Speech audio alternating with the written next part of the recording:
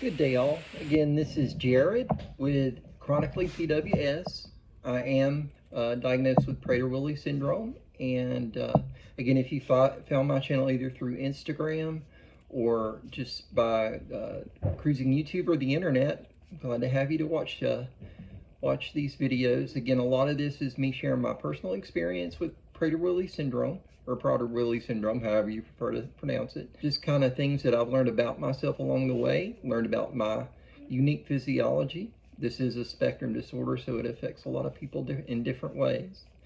So again, today's title of the video is 5 Truths for New Patients and Parents of Prader-Willi syndrome. These are basically things that doctors are not going to tell you. You may hear some of these from a therapist, you may not, but I think that these have been 5 things that have really helped me and my mom and my wife and anyone that's facing a chronic illness. These are really 5 good points of advice that I could give. Now, you hear this a lot, obviously. It's one of those first things that they tell you to do if you're in a high anxiety situation, or you're feeling overwhelmed, or you're feeling frustrated or anxious, is to breathe. It's really a common piece of advice. Again, the world's not over. No one is to blame for Prader-Willi syndrome. It's just a genetic lottery, and that's how things come down. So I wouldn't blame yourself for this. And as a patient, your world's not over. You've got a world of possibility. There's worlds of new treatments coming out. There's trials going on right now. We're living in an amazing time for this diagnosis. So again, you've got to give yourself grace to grieve. It is hard to deal with from the parent's perception of having a Prader-Willi child. You feel like this child that I gave birth to or am a parent to isn't a perfectly healthy child. Giving yourself grace to grieve that is very important. And in the same respect, grace to grieve, you need wisdom to understand the blessing of a child, a beautiful child, a unique child, a child that's going to have unique abilities that can, in some ways supersede that of any normal child, but also at the same time, they're going to have unique challenges based upon their different abilities.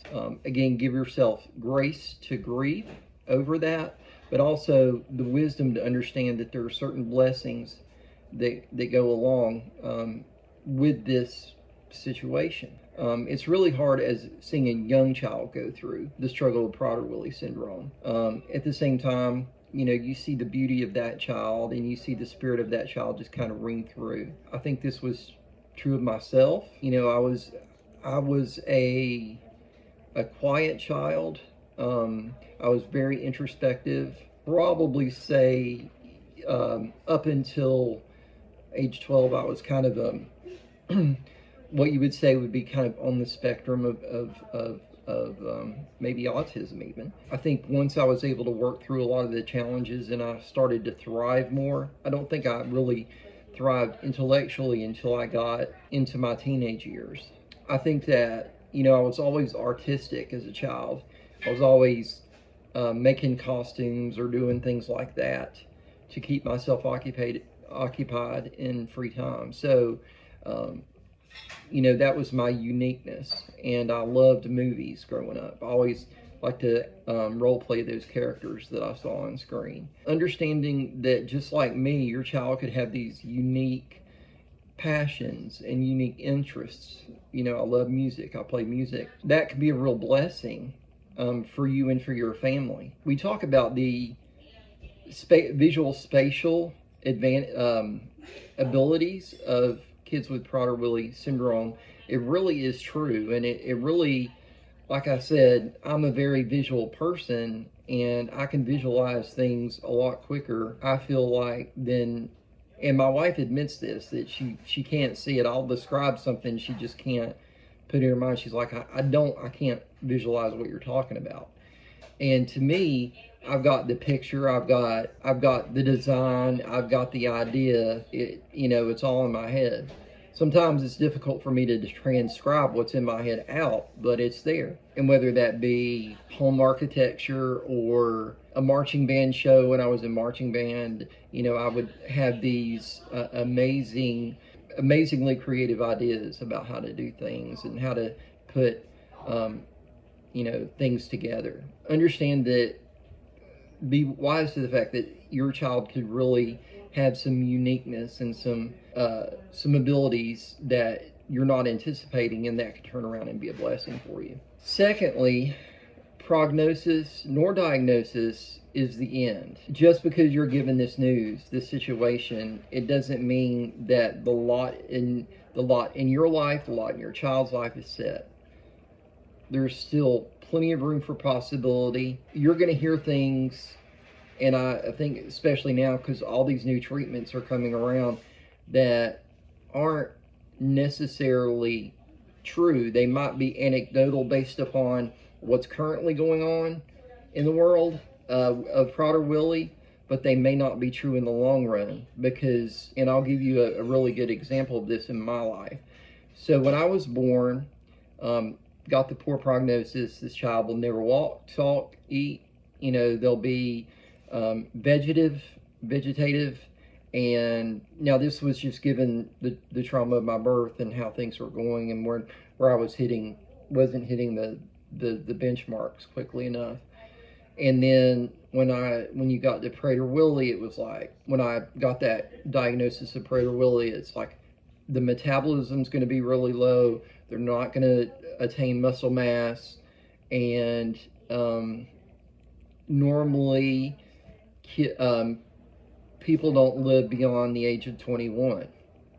So with Prader-Willi syndrome, and I don't even know if that was true at the time that I heard it, but it was definitely something that stuck in my mom's mind and something that stuck in my mind once I could conceptualize what that meant, that I would only have 21 years potentially to live, and if I live beyond that, then it's kind of borrowed time. So I had this feeling of that idea in my head the whole time. So I didn't know if there was something innately wrong with me up until that age. I mean, like I said, I began to kind of intellectually flourish when I became a teenager. So I was acutely aware of my 21st birthday. I didn't know, as I was facing these weight battles, I didn't know if there was something underlying with me that would cause me to expire at age 21 or something else, but it made me afraid of just growing up. So again, it was anecdotal. There wasn't, I'm sure there was like a lot of situations where that was the truth, and there, the Prader-Willi syndrome patients died young and had early deaths and so forth. But for me, thank God, and that it was kind of anecdotal and it wasn't my case, but it was something that definitely I was afraid of. And again, it kind of rolls back to the whole potential that your child is heralded with can be incorrect at birth.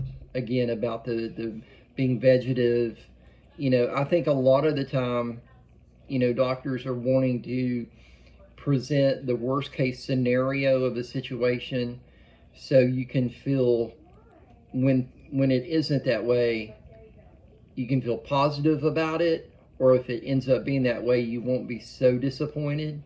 So I think it's like setting an expectation, but I think we need to, it needs to be just that. It can't be framed in, that's the way things are going to go. I could die at 45, but I don't expect to do that, but it could happen, and I'm at peace with that. Or the next kind of number that stuck in my mind is 40, because of the obesity that I had. So I always thought I had this fear, 21, 40. Now I kind of have a somatic number in my head about my father, because my father had really bad heart disease and he passed away at 52, and I'm 44 now. So I've got that 52 number. Am I going to live past, my father's age?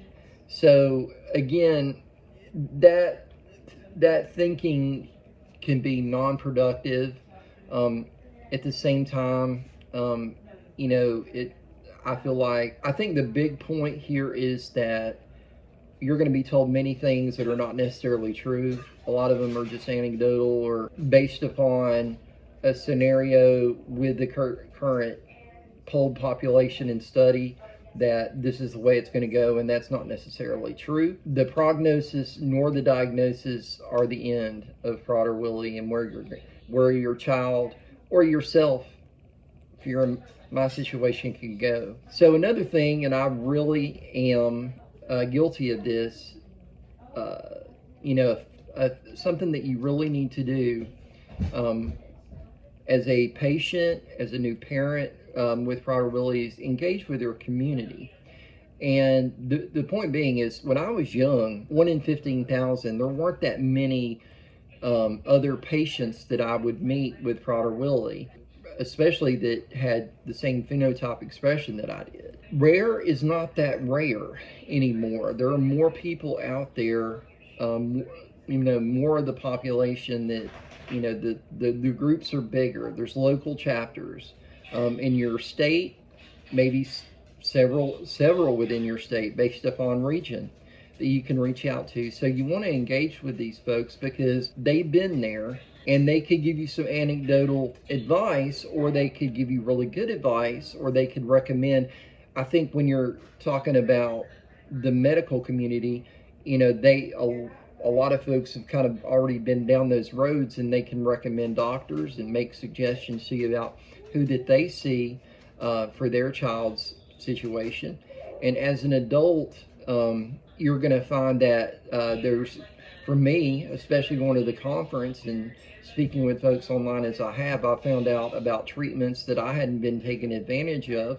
A lot of them are just things like CoQ10 and herbal things, and things that may be very helpful to me in dealing with this. And I think it's kind of leading me back a little bit. Things that I learned at the conference are leading me back to sleep medicine, and I might need to do some things there because I do fall asleep quite a bit when I don't really intend to. I don't think it's, to a point that anyone that I've known that has that narcoleptic situation that's going on, but it's just something that I've noticed about myself. It might be due to things, it might be due to the Prader-Willi, so that I can look into. So engage with your community. This is a rare syndrome, but because there's so many people now, rare is not that rare. It's something that I didn't follow growing up, but I think now it would definitely be a piece of wisdom or truth that you can take into your own journey with Prader-Willi syndrome. Now, the next piece, which I think is a wonderful truth, and it kind of goes back to the community, but it's really about making alliances. And this can be within education, within your child's IEP program, and the care team that are in the IEP program at school. This can be at your hospital, at the clinic that you go to, with the endocrinologist. This can be making these little alliances will help you kind of navigate the syndrome. And it's just something that I definitely recommend. And although I don't think it's common speak that everyone knows about Prader-Willi, like it's not a household name, it's going to be at some point.